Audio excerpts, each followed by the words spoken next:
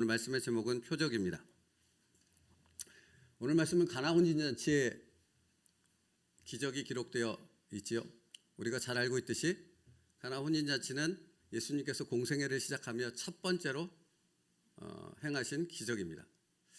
그리고 이 기적의 특징은 혼인잔치에 참여했는데 유대 전통상 혼인잔치에서 가장 중요한 음식을 꼽으라면 포도주입니다. 포도주는 손님들에게 얼마나 그 잔치를 배설한 사람이 귀중한 대접을 하는가 하는 부분을 평가하는 기준이 되기도 하지요. 그런데 하필 그 포도주가 떨어졌습니다. 그러자 예수님의 어머님이 예수님을 향해 이렇게 말씀하죠. 포도주가 떨어진지라 예수의 어머니가 예수에게 이르되 저들에게 포도주가 없다 하니 라고 말합니다. 사실 포도주가 없는데 왜 예수님한테 포도주가 없다라고 말씀하시죠? 포도주를 사러 보내든지 아니면 하여튼 다른 수단과 방법을 강구해야 하지 않겠습니까? 근데 예수님의 어머님은 예수님께 포도주가 떨어졌습니다 주님 이렇게 얘기를 한 거예요. 근데 이것도 참 이상한데 더 이상한 건 거기에 대한 예수님의 말씀이 더 이상하죠. 예수께서 이르시되 여자여 나와 무슨 상관이 있나이까 내 때가 아직 이르지 아니하였나이다. 포도주 없습니다 주님 그랬더니 어머니를 향해 여자여 나와 무슨 상관이 있습니까? 내 때가 아직 이르지 않았습니다. 마치 동무서답을 하는 것처럼 느껴지는 그런 느낌도 있지요. 근데 여기서 이상함은 끝나지 않죠. 예수님이 이렇게 말씀하신 이 표현의 뉘앙스는 그러니까 뭔가를 보여주시겠다는 겁니까? 안 보여주시겠다는 얘기입니까? 감사합니다. 반응해 주셔서. 그렇죠. 그냥 상식적으로 이렇게 싹 받아들여 이것은 아무것도 안 하겠습니다 라는 표현으로 분명히 들려집니다. 그런데 이 뒤에 나오는 오늘 읽은 본문의 내용을 보면 어떻습니까? 엄청난 일을 행하시죠. 뭐 그냥 단순히 기적을 행하신 것이 아니에요. 사실은 물을 포도주로 바꿔서 거기 포도주 없는 사람들에게 최상급의 포도주를 제공해 주셨다라는 것입니다. 자, 오늘 가나 혼인잔치의 기적은 이렇게 이해할 수 없는 내용들로 가득 차 있습니다. 그래서 모두 다 얘기를 할 수는 없고 두 가지 부분만 한번 질문을 던지면서 풀어가 볼까 합니다. 첫째, 왜 예수님은 어머님을 가리켜 여자여 라고 불렀을까 하는 부분인 거죠. 그리고 두 번째, 포도주가 떨어졌다는 말에 무슨 상관이 있습니까? 내 때가 아직 이르지 아니하였습니다 라고 아무것도 안 할 것처럼 얘기하셨던 예수님이 나중에 물을 포도주로, 그것도 최상급 포도주로 바꾸는 그 놀라운 기적을 행하셨다. 왜 그러셨을까? 거기에는 무슨 이유가 있는가 하는 부분을 같이 살펴보려 합니다. 그러면 일단 여자여라는 호칭은 헬라어 여자여라는 그 호칭 자체는 어떤 귀부인과 존귀한 사람을 향해 그 여인을 향해 부르는 호칭이 여자여라는 표현인 것입니다. 그런데 이게 단순히 그런 의미만 담고 있다. 그래서 어머니를 향해 여자여, 존귀한 자여 이렇게 불렀다고 생각만 하기에는 뭔가 좀 아쉬움이 남죠. 뭔가 부족함이 있어요. 그 부족한 부분은 두 번째 부분을 함께 살펴보면 깨달아 알아지는 부분이 있습니다. 그럼 두 번째 부분으로 넘어갑니다. 그러면 왜 안 하실 것처럼 얘기하셨다가 기적을 행하셨을까요? 이 부분을 알려면 요한복음 19장 26절 말씀으로 가야 됩니다. 오늘은 안 띄워드립니다. 요한복음 19장 26절 찾으실 분들은 찾으세요. 나와 무슨 상관이 있나이까 내 때가 아직 이르지 아니하였나이다 라고 말씀하셔놓고는 물을 포도주로 바꾸는 기적을 행하셨어요. 그 이유가 무엇인지를 알려면 요한복음 19장 26절 말씀으로 가야 돼요. 제가 읽어드릴게요. 요한복음 19장 26절이요.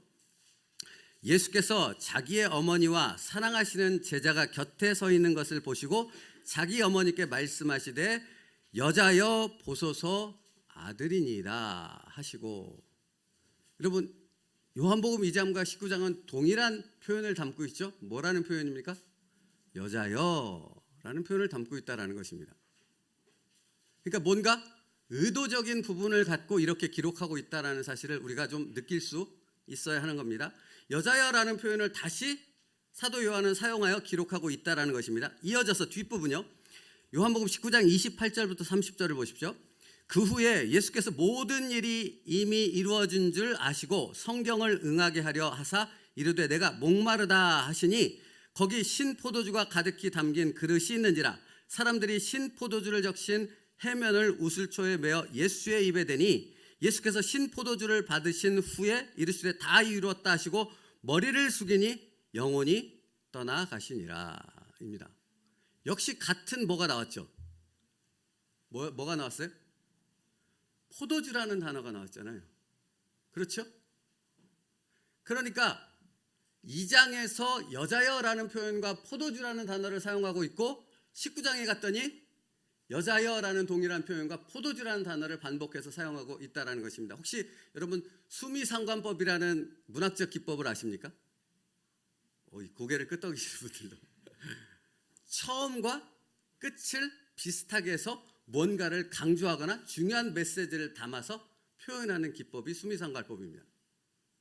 그러니까 요한은 요한복음 2장에서 예수님의 첫 번째 공생의 사역을 기록해서 처음 부분을 기록하고 있다면 19장의 지금 기록은 무슨 내용입니까? 예수님의 공생의 마지막 사역인 십자가의 사역을 기록하고 있잖아요. 근데 처음과 마지막 부분에 동일한 표현을 통해서 뭔가를 암시하고 있다는 겁니다. 그러니까 요한이 강조하고자 하는 것은 무엇이에요? 지금 첫 표적 가운데 여자여라는 표현과 함께 그 다음에 지금 저희가 두 번째로 살펴보는 것처럼 아무것도 안 할 것처럼 행하면서 무언가를 행하신 이유, 거기에 담겨있는 의미가 무엇인가 하는 부분을 깨달아 알 수 있다는 것입니다. 그게 무엇일까요? 예수님의 사역의 목적은 어디에 있어요? 이 땅에 오신 목적은 어디 있어요? 예수님이 공생의 3년 기간을 통해 오직 한 가지만을 선포했는데 그것은 무엇이었어요? 십자가를 통한 사망으로부터 생명으로의 구원이잖아요. 그러니까 여러분, 자 요한복음 2장으로 다시 와볼게요.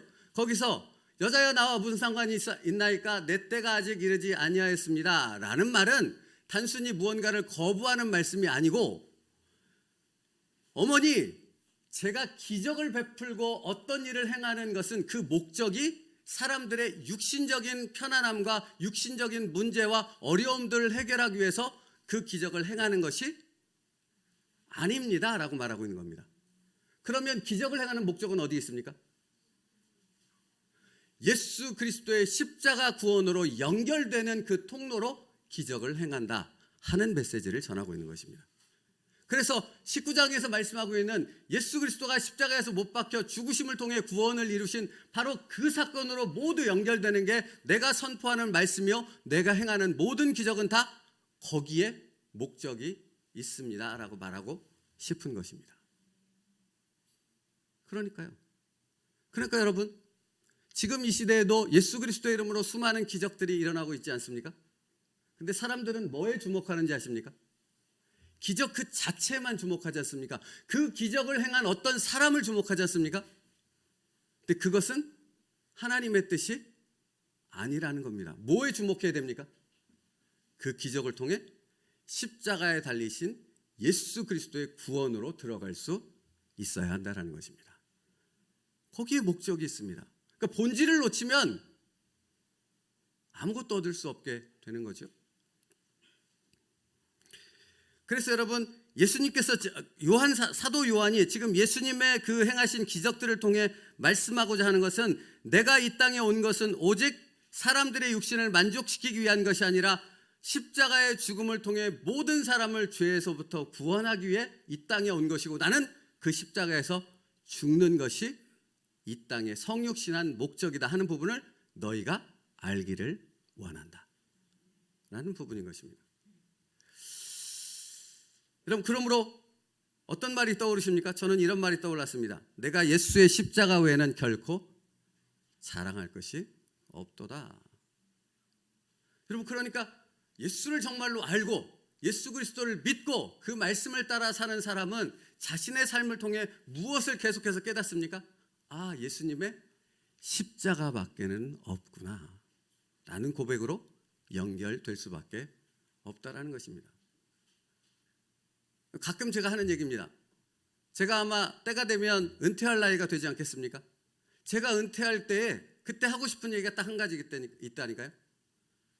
무익한 종입니다. 그런데 하나님께서 쓰셔서 예수 그리스도의 십자가를 전하게 하셨사오니 감사합니다라는 고백을 하며 은퇴를 하고 싶습니다. 여러분, 근데 이것은 목회자만의 인생이 아니지 않습니까? 여러분의 인생도 이 땅에서의 삶을 마칠 때 오직 예수 그리스도의 십자가 뿐이었습니다 라는 고백이 여러분에게 있기를 축복합니다.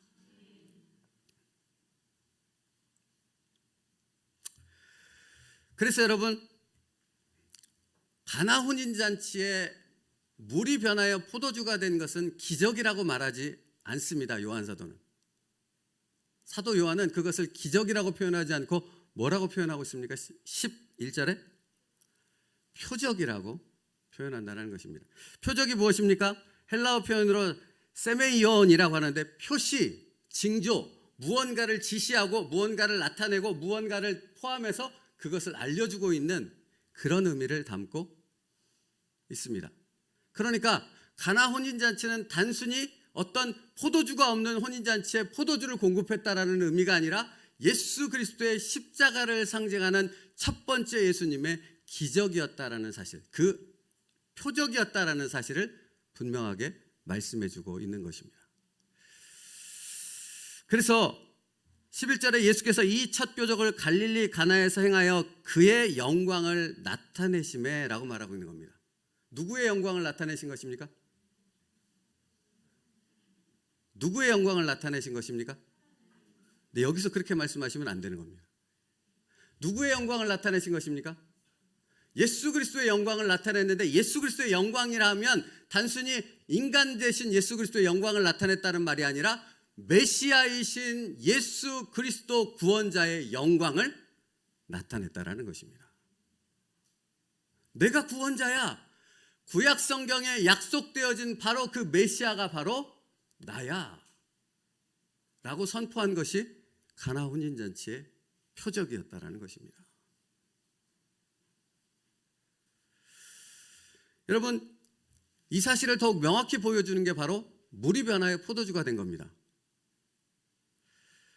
물이 변하여 포도주가 된 것에 대해서 과학자들은 이렇게 표현합니다. 이것은 물리적인 변화가 아니라 화학적 변화라 얘기합니다.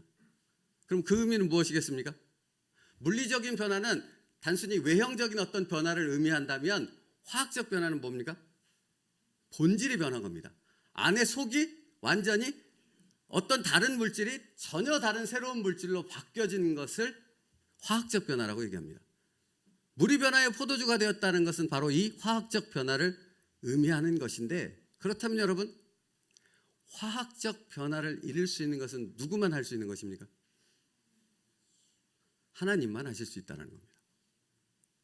물이 포도주로 변하게 할 수 있는 분은 어떤 인간도 할 수 없고 오직 하나님만이 하실 수 있다는 것입니다. 그러면 예수님이 물이 변하여 포도주로 바꾸신 것은 예수님이 곧 누구시다? 하나님이시다. 메시아이시다 라는 것을 선포하고 있는 것입니다. 그래서 요한복음 1장 3절 말씀에요. 만물이 그로 말미암아 지은 바 되었으되 지은 것이 하나도 그가 없이는 된 것이 없느니라. 만물은 다 누가 만드신 것이에요? 하나님. 물이 변하여 포도주로 변화시킨 예수 그리스도는 곧 누구예요? 하나님. 그분이 오셨어. 그분이 생명으로 너희를 인도하러 오셨어 라고 말씀하고 있는 것입니다. 그런데 우리가 살펴봤던 것처럼 요한복음 1장 10절은 어떻게 표현하고 있습니까? 그가 세상에 계셨음에 세상은 그로 말미암아 지은 바 되었으되 세상이 그를 알지 못하였고. 사도 요한이 지금 답답해져서 선포하고 있는 것입니다. 세상을 향해 예수 그리스도가 메시아이고 그분이 오셨다는 것을 선포하고 있는데 사람들은 그 말을 전혀 들으려 하지 않고 그분의 기적을 보려 하지 않고 오직 육신의 만족만을 쫓으려 한다라는 것입니다. 사랑하는 성도 여러분, 여러분이 말씀을 들을 때 어떤 마음과 어떤 태도로 예배를 드리며 참여하고 계십니까?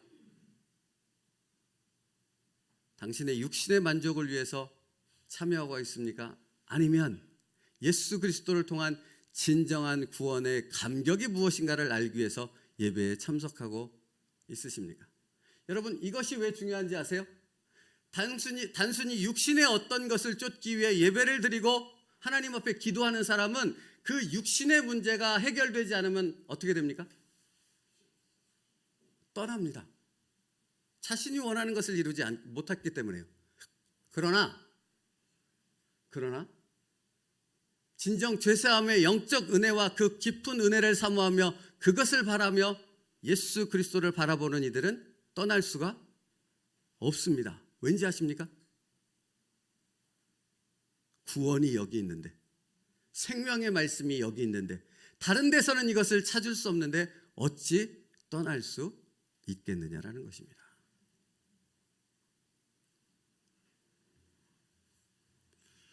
그래서 요한복음 20장 30절 31절은 이렇게 말씀하고 있는 것입니다. 예수께서 제자들 앞에서 이 책에 기록되지 아니한 다른 표적도 많이 행하였으나 오직 이것을 기록함은 너희로 예수께서 하나님의 아들 그리스도이심을 믿게 하려 하며 또 너희로 믿고 그 이름을 힘입어 생명을 얻게 하려 함이니라. 여러분, 우리가 말씀을 보고 이 말씀과 함께 예배 가운데 참여하는 이유는 예수 그리스도를 통한 생명을 얻기 위함인 줄 믿습니다. 영생의 기쁨을 누리기 위함인 줄로 믿습니다. 다른 것으로 실족해서 넘어지는 자들이 아니라 예수 그리스도께서 주시고자 하는 십자가 구원의 영생을 얻는 그 기쁨 가운데 설 수 있는 우리가 되어지길 축복합니다. 여러분, 요한복음은 그래서 예수님만이 유일한 메시아이십니다. 오직 그분을 믿을 때만 누구나 구원을 받을 수 있습니다. 오직 구원은 예수님께만 있습니다. 선포하고 있는 것입니다. 오늘 제가 절하려는 것은 오직 예수 그리스도 분임을 믿습니다.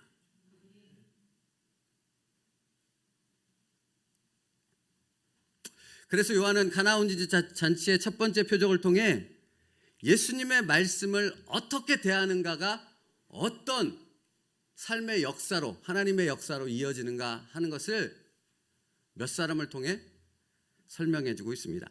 첫 번째는 어머니 마리아입니다.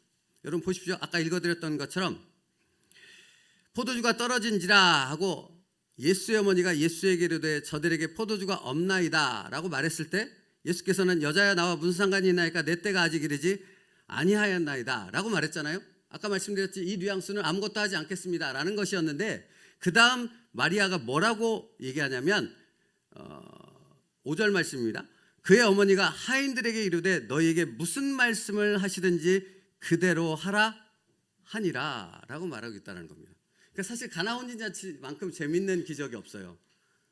예수님은 아무것도 안 하겠다라고 말씀하는데 마리아는 지금 하인들에게 뭐라고 하고 있어요? 예수님이 뭘 시킬 건데 그 시키는 일이 무엇이든지 다 그대로 해라고 말하고 있다는 겁니다. 그러니까 마리아는 무엇을 믿었어요? 마리아는 무엇을 믿었어요? 예수님이 무엇인가를 행하실 것을 믿었다라는 것입니다. 그런데 여러분, 무언가를 행한다라는 그 믿음의 베이스에는 뭐가 깔려 있습니까?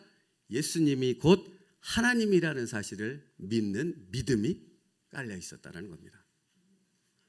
다른 모든 사람들은 다 예수님이 누구신 줄 몰랐어요. 예수님이 하나님이고 구세주라는 사실을 몰랐어요. 그런데 마리아만은 알고 있었어요. 여러분, 마리아는 어떻게 알고 있었습니까? 예수님이 하나님이시며 구세주라는 사실을, 하나님의 아들이라는 사실을 어떻게 알았습니까? 누가복음에 보면 천사가 마리아에게 와서 성령이 잉태케 하리라는 말씀을 했을 때 마리아가 이렇게 화답하지 않습니까? 주의 여종이오니 주의 뜻이 이루어지길 원하나이다. 그러니까 마리아만은 분명히 알 수 있었던 것입니다. 예수님은 본인의 아들이기도 하지만 예수님은 누구예요? 성령으로 잉태된 하나님의 아들임을 그녀는 분명히 알고 있었던 것입니다. 그리고 그 믿음 가운데 마리아는 무엇을 기대했습니까? 하나님이신 예수 그리스도께서 무언가를 행하실 그 기적을 행한다는 분명한 믿음의 확신이 그녀에게 있었던 것입니다. 여러분, 물이 변하여 포도주가 된 것은 예수님 홀로 이루신 사역이 아니라 마리아가 가진 그 믿음을 근거로 해서 시작된 표적인 줄 믿습니다. 여러분, 이게 우리에게 왜 중요한지 아세요? 우리가 하나님 앞에 가지고 있는 말씀을 의지하여 믿는 그 믿음의 시작이 하나님의 역사가 이루어지는 그 표적의 시작이 되어질 줄 믿습니다. 여러분, 여러분의 가정에 하나님의 표적이 나타나길 주님의 이름으로 축복합니다. 근데 그건 그냥 일어나지 않는다고요. 내가 예수 그리스도를 구주로 믿고 그분의 말씀을 믿고 의지할 때 나를 통하여 그 역사가 일어나게 되어지는 줄 믿습니다. 어제도 신방 가서 예배를 드렸는데요, 신방 가서 말씀을 선포할 때마다 동일한 기도를 가지고 말씀을 선포합니다. 어떤 것인가? 오늘 선포된 이 말씀이 이 가정의 믿음의 뿌리가 되게 하여 주시옵소서.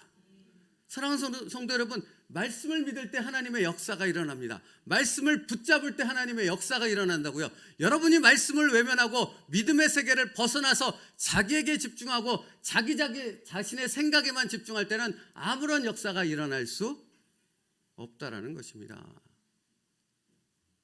예수 그리스도의 말씀에 여러분의 생각을 맞출 수 있는 믿음의 성도들 될 수 있기를 축복합니다.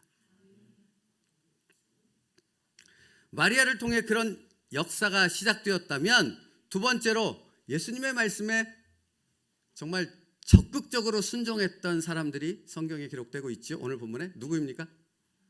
하인들입니다. 마리아가 말했어요. 무슨 말씀을 하시든지 그대로 하라 했고, 예수님은 하인들에게 무엇을 명령합니까? 큰 항아리 6이 있는데 거기에 뭘 부어요? 뭐가 필요한데? 포도주. 물이 포도주예요? 아니잖아요. 근데 포도주가 필요한데 물을 부으라고 말씀하셨어요. 그래서 물은 부었어요, 일단. 근데 그 다음 주님의 말씀이 뭐였죠? 그것을 떠서 손님들에게, 그리고 그 손님들이 먹기 전에 그 모든 음식을 시음하는, 가장 먼저 맛보는 사람이 연회장이에요. 그러니까 그 사람에게 먼저 그 포도주를 갖다 주라고 하지 않았겠습니까? 하인들이 무슨 죄가 있습니까, 사실?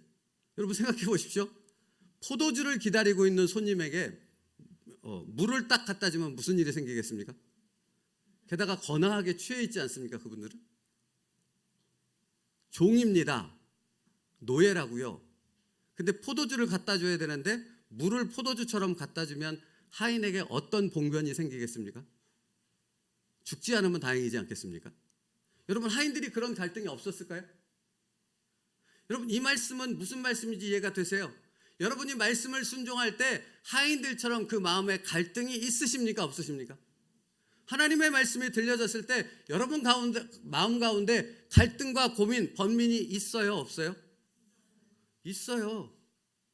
근데 성경은 그런 고민이 있을 때 어떡하라고 우리에게 권면하고 있는 것입니까? 주님의 말씀이오니, 하나님의 말씀이오니 그 말씀에 오직 순종으로 화답하라 라고 말하고 있는 겁니다. 그때 뭐가 일어나요? 하나님의 역사가 일어나는 겁니다. 말씀을 받을 때, 내가 그것을 순종한다 할 때 순종으로 받는 사람이 진정한 믿음의 사람이라는 것입니다. 다시 말하면 말씀은 들리는데 그 말씀을 내 이성으로 판단하고 내 잣대로, 세상적인 잣대로 끊임없이 다 잘라내고 도려낸 다음에, 그 다음에 내가 순종할 거리를 찾는다면 그 사람에게 뭐가 없는 거예요? 믿음이 없는 거라고요. 믿음이 없는 사람은 떠납니다. 그러나 믿음이 있는 사람은 끝까지 견디는 자 되어질 줄 믿습니다. 하인들도 분명히 갈등이 있었음에도 불구하고 그들은 예수님의 말씀에 순종했습니다. 논리적으로 이해할 수 없었지만, 합리적으로 납득되지는 않았지만 믿음으로 순종했습니다. 그래서 가나 혼인잔치 9절 말씀에 뭐라고 표현합니까? 연회장은 물로 된 포도주를 맛보고도 어디서 났는지 알지 못하되 물떠온 하인들은 알더라. 물이 변하여 포도주가 되는 하나님만이 행할 수 있는 놀라운 기적을 행했습니다. 근데 다른 모든 사람들은 그 기적이 어떻게 된 것인지 알지 못했지만 누구는 알았어요? 하인들은 알았어요. 여러분, 우리 교회가 하나님 안에서, 이 세상이 하나님 안에서 하나님의 역사 가운데로 구원의 그 계획들이 계속해서 성취되고 있는 줄 믿습니다. 그런데 여러분, 이건 누구만 알 수 있어요? 말씀을 믿음으로 받고 순종하는 사람들만 이것을 볼 수 있는 영적인 눈이 열리게 되어지는 줄 믿습니다. 여러분, 답답한 게 하나 있습니다. 여러분의 가정에 하나님이 인도하심과 역사를 베푸시는 줄 믿습니다. 근데 뭔지 아세요? 말씀을 믿음으로 받지 않으면 자기 가정을 만지시는 그 하나님을 전혀 볼 수, 알 수 없다라는 것입니다. 그리고 미련하게 다른 길로 가요. 자기가 스스로 그것을 망쳐요. 하나님의 역사를 대적하는 일을 그 말씀으로 순종하지 않음을 통해 망친다라는 것입니다. 믿음의 세계로 들어올 수 있는 여러분 될 수 있기를 축복합니다. 말씀을 받을 때 아멘으로 하인들처럼 전적인 순종의 결단으로 받을 수 있는 여러분 될 수 있기를 축복합니다. 하나님의 말씀을요.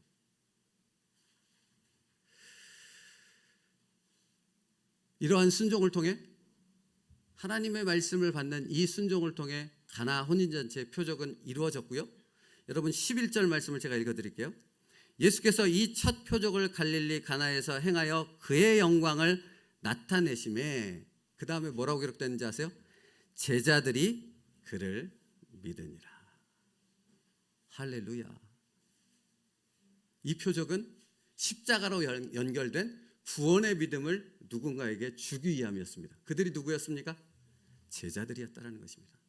오늘 이 말씀을 우리에게 선포하고 있는 것은 당신이 완고하게 거부하고 있는 하나님의 말씀에 대한 그 거절에 대한 것을 깨뜨리기 위한 하나님의 선포인 줄 믿습니다.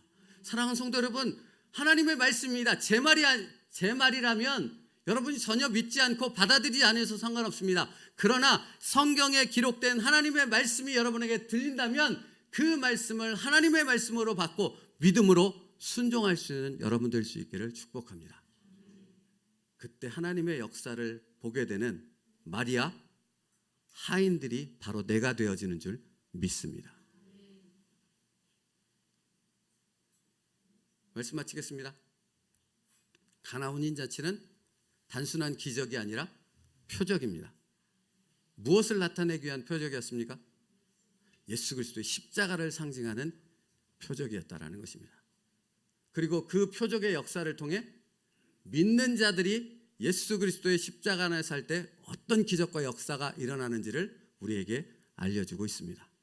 우리도 그 말씀의 믿음의 세계 안으로 들어갈 수 있기를 간절히 바랍니다. 기도하겠습니다. 살아계신 하나님 감사합니다. 말씀이 들려지게 하여 주시옵소서. 그리고 그 말씀을 붙잡고 내 인생을 걸고 순종의 길로 나아갈 수 있는 믿음의 사람 될 수 있게 하여 주시옵소서. 그것을 통해 우리의 가정, 우리 교회, 내 삶 가운데 이루시는 하나님의 역사를 보는 하나님의 백성들 되게 하여 주시옵소서. 예수님의 이름으로 기도 올리옵나이다.